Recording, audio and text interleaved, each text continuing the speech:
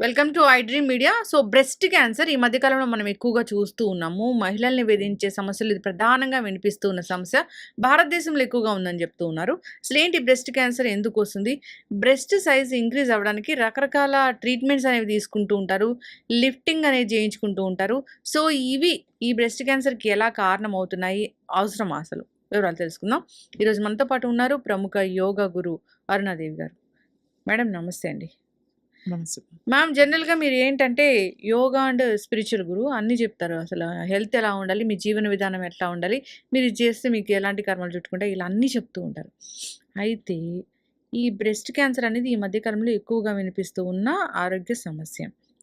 అందం కోసం వెళ్ళి రకరకాల ట్రీట్మెంట్లు తీసుకొని ఇలా దానికి కారణమవుతుందని ఒక విధంగా చెప్తున్నారు. సో, అసలు వీటి చుట్టూ ఎందుకు ఇంత కథనాలు? ఎందుకు ఇంత ఈ అందం కోసం ఇంత తాపత్రయము? దీన్ని ఎందుకు ఒక అడ్వర్టైజ్‌మెంట్ లాగా చేస్తూ ఉన్నారు? ఇప్పుడు నా దగ్గరికి ఇప్పుడు నువ్వు అడిగావు ప్రశ్న. హ్మ్. కానీ రోజుకి ఒక్కళ్ళైనా వస్తారు. ఏంటంటే అమ్మాయిలు ముఖ్యంగా ఈ టీనేజ్‌లో ఉన్న అమ్మాయిలు 30 ఇయర్స్ అంటే పెళ్ళయి డెలివరీ అయిన వాళ్ళు, నా బ్రెస్ట్ సాగ్ అయింది. తర్వాత అది లిఫ్టింగ్ చేయాలి అంటే ఎట్లా? తర్వాత చిన్నగా ఉన్నాయి. పెద్దగా ఎలా దాన్ని ఇంక్రీజ్ చేసుకోవచ్చా? లేకపోతే ఏదో వాళ్ళు చూస్తారన్నమాట. ఒక అడ్వర్టైజ్‌మెంట్స్‌లో లేకపోతే ఎక్కడో ఒక మోడల్స్‌నో అట్లా హీరోయిన్స్‌నో అట్లా చూసి నాకు కూడా అలా కావాలి. అంటే ఎక్కువ కావాలి. వాళ్ళకి అందరికీ అర్థం కాని విషయం ఏంటంటే, ఈ బ్రెస్ట్ అనేది ఒక మజిల్. దీనికి బోన్ లేదు. అంటే సపోర్ట్ లేదు. అది మజిల్ అంతే. ఆ మజిల్‌కి సపోర్ట్ ఎక్కడుంటుంది? సపోర్ట్ లేదు. అది ఇక్కడ ఈ చెస్ట్ క్యావిటీలో ఈ గ్లాండ్స్ కదా! ఇవన్నీ milk glands and muscle tissues ఉంటాయి అంతే. ఇవి యంగ్‌గా ఉన్నంత వరకు బానే ఉంటుంది. ఎందుకంటే స్టిఫ్‌నెస్ ఉంటుంది. స్కిన్ టైట్నింగ్ ఉంటుంది. బానే ఉంటుంది. కానీ డెలివరీ అయిన తర్వాత ఫీడ్ చేసేవాళ్ళకి, ముఖ్యంగా ఫీడ్ చేసేవాళ్ళకి సాగ్ అవుతుంది. కానీ ఒకవేళ వాళ్ళకి పిల్లలు లేకపోయినా, పిల్లలకి పాలివ్వకపోయినా కూడా ఒక 35 సంవత్సరాలు, 40 సంవత్సరాలొచ్చేసరికి ఖచ్చితంగా అది సాగ్ అవుతుంది. ఇది సహజం ఇది. ఇది న్యాచురల్ అనేది గుర్తుపెట్టుకోవాలి. ఎప్పుడూ కూడా ఎక్కువున్నా కూడా ప్రాబ్లమే. చాలామంది ఎక్కువుంటే సర్జరీస్‌కి వెళ్ళాల్సిన పరిస్థితి. ఎందుకంటే వాళ్ళకి back pain, thoracic pain, neck pain వచ్చేస్తది వాళ్ళకి. ఎందుకంటే తనకి సపోర్ట్ కావాలి. చాలామంది ఏం చేస్తారు అనంటే ముఖ్యంగా చిన్నగా ఉంది, పెద్దగా చేసుకోవడానికి సర్జరీస్. సాగ్ అయిన దాన్ని లిఫ్ట్ చేసుకోవడానికి ఒక సర్జరీస్. తర్వాత సిలికాన్ ప్యాడ్స్ అంటే ఎక్కువ కనపడాలి అని కూడా సిలికాన్ ప్యాడ్స్ పెడతారు. బ్యాగ్స్ ఉంటాయన్నమాట. Silicon bags.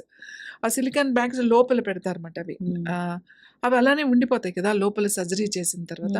That's a foreign body. అదేమి నీ సహజంగా వచ్చింది కాదు. ఇది ఎప్పుడు నీకు బాడీ యాక్సెప్ట్ చేయదు. బాడీకి కూడా ఒక మెమరీ ఉంటుంది.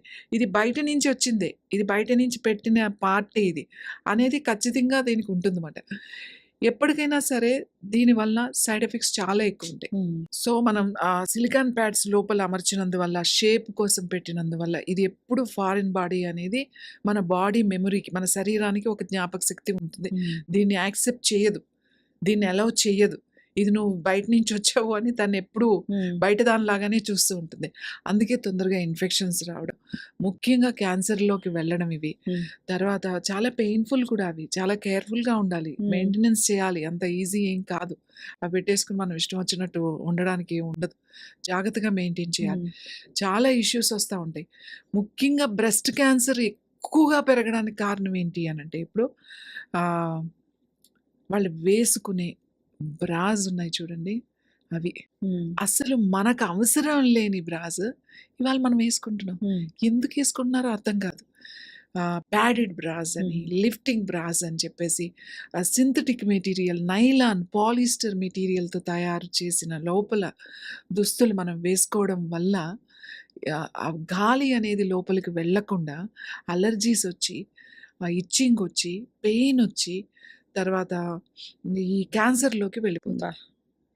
ఎందుకు అదొక అందం మన కోసం వెదర్‌కి చూస్తున్నారు మన వీళ్ళసలు. ఆ! అదే మీరు ఎక్కడో చలి -డిగ్రీస్‌లో ఉన్న ప్రాంతాల్లో ఖచ్చితంగా మీరు అట్లాంటి దుస్తులు వేసుకోవచ్చు. మనకేమీ నష్టం లేదు. హ్మ్. కానీ అదే ఇండియాలో మనం వేస్తే మన పరిస్థితి ఏంటి? హుహు. మనం అసలు సౌత్‌లో వేస్తే సరే నార్త్‌లో కొంచెం వింటర్ ఇంకా చల్లగానే ఉంటుంది. మన సౌత్‌లో ఆ ప్యాడెడ్ బ్రాస్ వేసుకోవడం. ఆ ప్యాడెడ్ బ్రాస్ ఇప్పుడు దొరకట్లేదు చూడండి బ్రాస్ కాటన్‌తో చేసినవి. హ్మ్. అన్నీ కూడా ఎక్కడికెళ్ళండి నైలాన్, సింథటిక్, స్వెట్ అబ్జార్బర్ అంటాడు. హ్మ్. నాకు స్వెట్ ఒక్కటే అబ్జార్బ్ చేస్తే సరిపోతదా? స్వెట్ అబ్జార్బ్ చేస్తదండి. ఇది మెటీరియల్ అని చెప్తున్నారు. హ్మ్. ఎంత కష్టమైపోతుందంటే ఎవరు వాడట్లేదు. అందుకే కంపెనీస్ కూడా ఎవరు తయారు చేయట్లేదు. అవును. ఆ ఫ్యాన్సీ బ్రాస్ వేసుకుంటారు. హ్మ్. నేను ముందు గూడా చెప్పా. ఈ బ్రాస్ పూర్తి కాటన్‌తో ఉండాలి. హ్మ్. కాటన్ మెటీరియల్‌తో తయారయ్యి ఉండాలి. హ్మ్. కొద్దిగా ఒక 10%, 20% ఈ నైలాన్ అలాంటివి మిక్స్ అయినా పర్వాలేదు. హ్మ్. కానీ 80% అంతా కాటనే ఉండాలి. హ్మ్. కానీ ఇప్పుడు 80%, 90% ఏమో నైలాన్ సింథటిక్ ఉంటే, హ్మ్. ఒక 10%, 1% కాటన్ ఉంటుంది. దాన్నే కాటన్ అంటున్నారు. దాన్నే కాటన్ అంటారు. ఇవాళ జిమ్‌కెళ్ళేవాళ్ళు, హ్మ్. ఆ జిమ్‌లో వేసుకునే వాళ్ళ లెగ్గింగ్స్, వాళ్ళు వేసుకునే ఈ స్పోర్ట్స్ బ్రాస్, వాళ్ళేసుకునే T shirts, even men and women వీటి వలన వాటి లోపల ఒక ఫంగై తయారయ్యి, హ్మ్. అది స్కిన్ ఇష్యూస్ వస్తాయి. ఎంత సివియర్ ప్రాబ్లమ్స్ వస్తున్నాయో వాళ్ళకి. హ్మ్. ఫంగల్ ఇన్ఫెక్షన్స్ వస్తున్నాయి వాళ్ళకి. హ్మ్. బ్రీతింగ్ ఇష్యూస్ వస్తున్నాయి. అలెర్జీస్ వస్తున్నాయి వాళ్ళకి. అవి తగ్గాలంటే ఎంత కష్టమో. హ్మ్. ఎందుకంటే పర్టిక్యులర్‌గా జిమ్‌లో ఉన్నంత ఎక్కడా ఉండదు. హ్మ్. ఎందుకంటే స్వెట్ కారుతూ ఉంటది. ఆ థ్రెడ్‌మిల్స్ మీద, మనం జిమ్ మీద ఆహ్, ఎందుకంటే పర్సనల్‌గా ఉండవు గదా! మెషిన్స్ జిమ్‌లోకెళ్ళినప్పుడు. హ్మ్. వాళ్ళు క్లీన్ చేస్తారు. కానీ ఎన్ని సార్లు క్లీన్ చేస్తారు? హ్మ్. ఎప్పుడో వస్తాడు మార్నింగ్ క్లీన్ చేసుకుంటారు. లేకపోతే ఈవినింగ్ క్లీన్ కానీ ఈ లోపల ఎంతమంది వాడతారు? అవును. చాలా ప్రాబ్లమ్స్ వస్తాయి. కొంతమందికి అసలు ఎందుకు సైనస్, కొంతమంది ఎందుకు మైగ్రేన్ వస్తుంది? హ్మ్. ఎందుకు స్కిన్ ప్రాబ్లమ్ వస్తున్నాయి? ఎందుకు అలెర్జీస్ వస్తున్నాయి అనేది అర్థం కావట్లేదు. హ్మ్. ఎక్కువ ఈ జిమ్‌కెళ్ళేవాళ్ళు మేము అదే అడుగుతాం. వాళ్ళు ఖచ్చితంగా కాటన్ బట్టలే వేసుకోవాలి. అవి చూడ్డానికి బావుంటాయి. టైట్‌గా, ఫిట్‌గా, ట్రాన్స్‌పరెంట్‌గా అంతా చాలా మాకీ బట్టలేసుకుంటే చాలా కాన్ఫిడెంట్‌గా. ఎందుకు కాన్ఫిడెన్స్? హ్మ్. నీకు సుఖం లేన బట్టల్లో నీకు కాన్ఫిడెన్స్ ఎక్కడొస్తుంది? ఇది హ్మ్. వేసుకుంటే నీ హెల్త్ పాడైపోతుంది. నీకు చాలా ప్రాబ్లమ్స్ వస్తున్నాయి అని నీకు రేపు చెప్తుంటే, హెల్త్ ఇష్యూ వస్తే కాన్ఫిడెన్స్ ఎక్కడి నుంచొస్తది? నీకు క్యాన్సర్ నువ్వు ఇది ఇలానే వాడితే నీకు క్యాన్సర్ వచ్చే అవకాశం ఉంది అన్నప్పుడు, హ్మ్. నువ్వది మానేస్తావా? లేదా నాకు కాన్ఫిడెన్స్ ఉంది. నాకు ఇవి వేసుకుంటే నాకు ఫుల్ ఎంజాయ్ చేస్తాను. ఐ యామ్ హ్మ్. టీనేజర్. ఐ యామ్ ఫిట్ అని చెప్పేసి నువ్వు అవేసుకొని తిరుగుతావా? హ్మ్. సో, దుస్తులు ఎప్పుడు గూడా చాలా చాలా ఇంపార్టెంట్. ఈ సర్జరీస్ ఎవరు చేయించుకోవాలి? నిజంగా వాళ్ళకి అవసరం. అది చెయ్యకపోతే చాలా కష్టం. అది వాళ్ళు చేయించుకోవాలి. ఎందుకంటే ఒక గ్లామర్ ఫీల్డ్‌లో ఉన్న వాళ్ళకి అది ఇంపార్టెంట్. వాళ్ళు చేయించుకుంటారు. ఏదో పులిని చూసి నక్కని వాతలు పెట్టుకుందని వాళ్ళేదో అవసరమయ్యి చేయించుకుని పాపం వాళ్ళేదో వాళ్ళ తిప్పలు వాళ్ళు పడుతుంటే, నీకేం పని మధ్యలో? ఇవాళ ఎలా అయిపోయిందంటే మనకి ఇవొచ్చిన తర్వాత ప్రతి ఒక్కళ్ళు ఒక సెలబ్రిటీ. హ్మ్. ప్రతి ఒక్కళ్ళు ఒక యూట్యూబ్‌లొచ్చాక. ప్రత్యేకంగా హ్మ్. ఎవరికి వాళ్ళే ఒక స్వేచ్ఛ ఉంది గదా! హ్మ్. మనం వీడియోస్ పెట్టడానికి. హ్మ్. దీంతో పెట్టడం పెట్టి ఇది ఒక జబ్బులాగా అందరికి అంటుకుపోయింది. హ్మ్. వాళ్ళు ఇవేసుకున్నారు. వాళ్ళొక వీడియో పెట్టి నేను గూడా వేసుకోవాలి. నేను గూడా అలా ఉండాలి. నేను కూడా ఇలా చేయాలి. మళ్ళీ అవేవో వీడియోస్, అవేవో మళ్ళీ వాళ్ళ షాపింగ్ టూర్స్ హ్మ్. ఇవి ఎందుకు చేస్తున్నారు? ఎవరికి పోనీ అది మీరు మంచి చేస్తున్నారు. మీరేదో అవసరం అయ్యింది. మీ ప్రోగ్రామ్స్‌కో, లేకపోతే మీ టీవీ సీరియల్స్‌కో, లేకపోతే మీ యాక్టింగ్ చేయడానికో అవి అవసరం మీరు వేసుకున్నారు. అవి తీసుకొచ్చి ఈ నార్మల్‌గా ఇంట్లో ఉండే మహిళలు అవి చూసి వీళ్ళేసుకొని తిరుగుతున్నారు. హ్మ్. తల్లులు గూడా పిల్లలకి పాలిస్తున్న పరిస్థితి ఎక్కడా కనపడట్లేదు మ్యామ్. సో, ఈ ఈ అందానికి ఇంపార్టెన్స్ ఇచ్చి. హ్మ్. అందానికి ఇంపార్టెన్స్, తర్వాత వర్క్ హ్మ్. ఆగిపోతది అని చెప్పి, హ్మ్. తర్వాత వాళ్ళకొక ఫీలింగ్ మాట సాగ్ అయిపోతదని. హ్మ్. నేను చెప్తున్నా నువ్వు పిల్లలకి పాలు ఇవ్వకపోయినా కూడా హ్మ్. నీకొక వయసొచ్చేసరికి అది హ్మ్. సాగ్ అవుతది. హ్మ్. అది సహజం. అది నువ్వు యాక్సెప్ట్ చేయాలి. హ్మ్. ముఖ్యంగా మగవాళ్ళు ఈ విషయంలో మాత్రం ఆడవాళ్ళని టార్చర్ పెడతారు. హ్మ్. నా దగ్గర ఎంతమంది వచ్చి మాట్లాడి ఏడుస్తారు. హ్మ్. నేను మొన్న నిన్న వచ్చింది ఒక అమ్మాయి. హ్మ్. వాళ్ళ హస్బెండ్ నీది మొత్తం సాగ్ అయిపోయింది. కాబట్టి నాకు నీతో ఉండడం నాకిష్టం లేదు. ఉందా? నువ్వు నాకు డివోర్స్ ఇచ్చేసేయి. నువ్వే నాకిచ్చేసేయి. నేను నీకివ్వను అని చెప్పేసి ఆమెని హ్మ్. టార్చర్ పెడుతున్నాడు. హ్మ్. ఆమె ఏం చేయాలో ఈ యూట్యూబ్‌లో చూసి, అవి చూసి, ఇవి చూసి, ఈ ప్యాక్‌లు, ఆ ప్యాక్‌లు అన్ని ట్రీట్మెంట్స్ తీసుకుంది. అది నువ్వు మెంటల్‌గా దాన్ని సర్జరీ చేయించుకోవాలి. హ్మ్. అంతే కదా! ఇంక వేరే పరిష్కారం లేదు.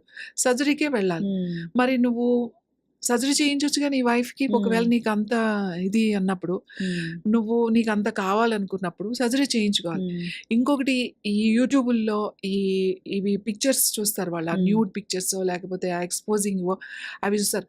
అవన్నీ ఆర్టిఫిషియల్ అని వీళ్ళు తెలుసుకోవాలి. హ్మ్. అవి న్యాచురల్‌గా కాదు. హ్మ్. అవన్నీ ఆర్టిఫిషియల్. అది ఫోటోలో గ్రాఫిక్స్ అవ్వచ్చు, లేకపోతే వాళ్ళు అన్‌న్యాచురల్‌గా తెచ్చుకున్నయి అవ్వచ్చు. అవి నువ్వు తీసుకొచ్చి ఒక నార్మల్‌గా ఉన్న ఒక అమ్మాయిని హ్మ్. నువ్వు ఇలా ఉండాలి అనంటే ఎలా ఉంటుంది? హ్మ్.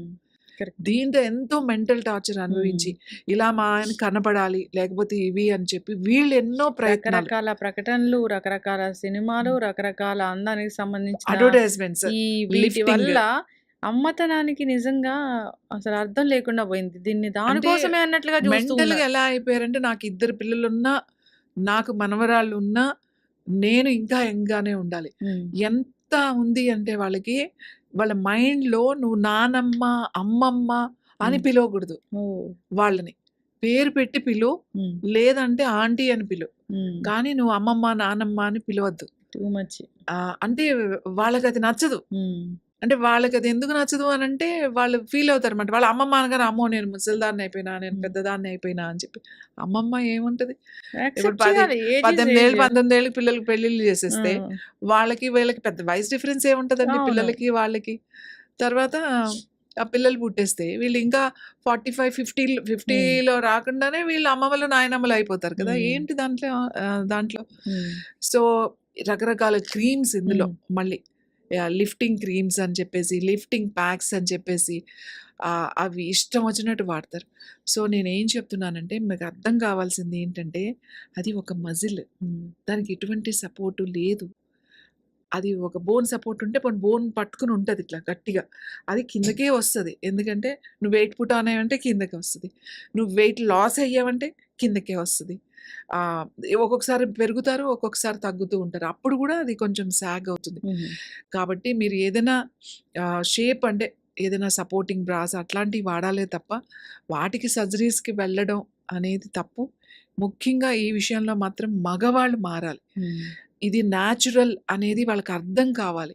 ఈ అన్‌న్యాచురల్ థింగ్స్ అన్నీ వీళ్ళు చూసి, అవన్నీ ఇంటికొచ్చి, ఇంట్లో ఉన్న ఈ ఆడవాళ్ళ మీద, ముఖ్యంగా ఈ మహిళల మీద వేధిస్తూ ఉంటారు. వీళ్ళకి అదే మైండ్‌లో పడిపోతూ ఉంటుందన్నమాట. ఎవరో ఒక హీరోయిన్ చూసి, ఆ హీరోయిన్ లాగా నువ్వు ఉండాలి. నువ్వు అలానే ఉండాలి. ఆమె ఉంది కాబట్టి నువ్వు అలానే ఉండాలి. హ్మ్. నాకు అలా ఉంటే ఇష్టం. ఈ ప్రపంచమే మారాలయితే. అలా అది హ్మ్. వాళ్ళ ఆలోచన హ్మ్. విధాలు. నీకు తెలీదా నువ్వు అది చూసినప్పుడు అది అన్‌న్యాచురల్ అని, అది హ్మ్. అలా ఉండకూడదు అని. హ్మ్. నువ్వు ఇంటికొచ్చి నువ్వు అలానే ఉండాలి అనంటే, ఒక అమ్మాయిని నువ్వు పెళ్లి చేసుకొని ఎలా వీలవుతుంది? హ్మ్.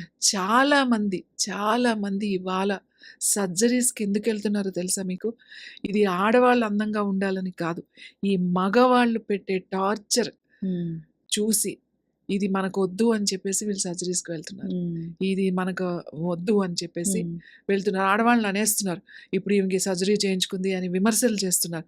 అసలు వాళ్ళు గనక వీళ్ళని ఇలా చూడకపోతే వీళ్ళసలు అవి అంతేగా. పట్టించుకోనే లేరు. యెస్. దాన్ని యాక్సెప్ట్ చేస్తారు. దిస్ ఈస్ మై బాడీ హ్మ్. అని చెప్పి మనం యాక్సెప్ట్ చేయాలి. అది అది అది అన్‌న్యాచురల్ అని వాళ్ళకి కూడా అర్థం కావాలి. హ్మ్. ఆ ఫోటోలు తీసుకొచ్చి నువ్వు ఇలా ఉండాలి, ఇలా అవ్వాలి అని అంటే హ్మ్. ఎలా అవుతారు? ఎవరి బాడీ స్ట్రక్చర్ వాళ్ళదే. ఎవరి షేప్ ఎలా ఉంటుందో అలానే ఉంటుంది. అలానే ఉండాలి అంటే కాదు. అలా వాళ్ళు ఉన్నారు అనంటే వాళ్ళ లైఫే అది. వాళ్ళ జీవితమే దాని మీద పెట్టి బతుకుతున్నారు. హ్మ్. కాబట్టి వాళ్ళు అలా ఉన్నారు. కానీ నీ జీవితం అలా కాదు కదా! హ్మ్. యెస్. పొద్దున ఖచ్చితంగా. లేసిన కాడి నుంచి ఎన్నో రెస్పాన్సిబిలిటీస్, హ్మ్. ఎన్నో బాధ్యతలుంటాయి మనకి. ఇవన్నీ ఇలా ఉండాలంటే ఎలా కుదురుతది? హ్మ్. నువ్వు ఆరోగ్యంగా ఉండాలి. అది చాలా ఇంపార్టెంట్. హెల్తీగా ఉండడం అనేది ఇంపార్టెంట్. యెస్. ఖచ్చితంగా మ్యామ్. చాలా చక్కగా చెప్పారు. సో, ఇదేంటంటే ఇది ప్రపంచం మొత్తం అదొక బిజినెస్ లాగా జరుగుతూ ఉందనే జెప్పుకోవాలి. రకరకాల వాణిజ్య ప్రకటనలు గావచ్చు, రకరకాల సినిమాలు గావచ్చు, ఏదైనా గానీ అందం చుట్టూనే తిరుగుతూ ఉంది. అలా కాదు. స్త్రీ అంటే స్త్రీని గౌరవించాలి. సో, న్యాచురల్‌గా ఉండే వాళ్ళని వాళ్ళలాగా ఉండనివ్వాలి. ఇది సమాజంలో మార్పయితే రావాలి. వాళ్ళకి హెల్త్ ఇష్యూస్ వస్తున్నాయి అంటే నిజంగా ఎంత ప్రెషర్ పడుతున్నారో అర్థమవుతూ ఉంది. సో, ఇలాంటి రకరకాల సర్జరీలకు వెళ్ళడము, దానివల్ల వచ్చే కాంప్లికేషన్స్ ఎదుర్కోవాల్సిన పరిస్థితి. బ్రెస్ట్ క్యాన్సర్ ఎక్కువగా ఉంది అంటే ఎన్నో రకాల క్రీమ్స్ వాడుతూ ఉంటారు. ఎన్నో రకాల డియోడ్రెంట్స్ వాడుతూ ఉంటారు. ఎన్నో రకాల ఇంప్లాంటేషన్స్ చేయించుకుంటూ ఉంటారు. సర్జరీస్‌కి వెళ్తూ ఉంటారు. వాటి వల్ల కూడా వస్తుంది. సో, తల్లులు పిల్లలకి పాలివ్వకపోయినా ఈ బ్రెస్ట్ క్యాన్సర్ వస్తుందని చెప్తూ ఉన్నారు. ఇవన్నీ కూడా స్త్రీని గౌరవించాలి మ్యామ్. ఆమె స్పేస్ ఆమెకివ్వాలి. సో, అప్పుడే ఇలాంటివి రాకుండా ఉంటాయి. చాలా చక్కగా చెప్పారు మీరైతే. ధన్యవాదాలు.